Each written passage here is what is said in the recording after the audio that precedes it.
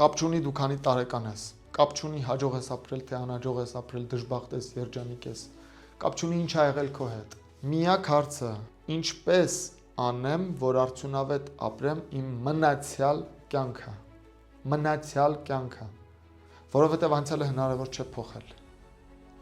Փոխել հնարավոր է միայն ներկան, փոխել հնարավոր է ապագան, անցյալը այնինչ արդեն տեղի է ունեցել, հնարավոր չէ ետ շրջել։ Ուստի ես կարծում եմ, որ մեզնից յուրաքանչյուրը պիտի պարբերաբար իրեն տա այդ հարցը. ինչ է հնարավոր անել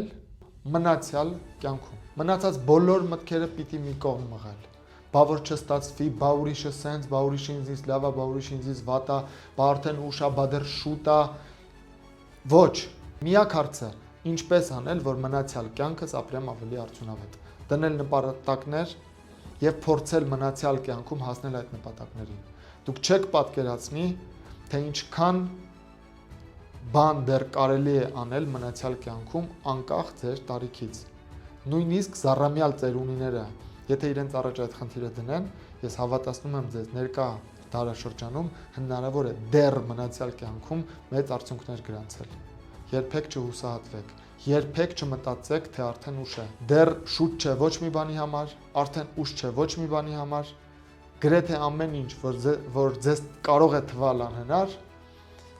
հնարավոր է, եթե դուք համարեք, որ դա հնարավոր է։ Սրանք իրական մտքեր են, սրանք իրականություն են։ Կան բազմաթիվ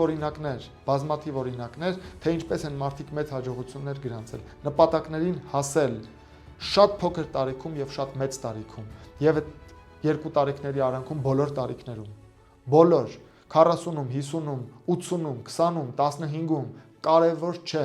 55 եք, գնացեք մրցեք 15 տարեկանների հետ։ 75 եք, գնացեք մրցեք 40 տարեկանների հետ։ 35 եք, մրցեք 50-ների հետ։ Կարևորը դուք դնեք նպատակ եւ խնդիր դնեք, որ ձեր մնացյալ կյանքում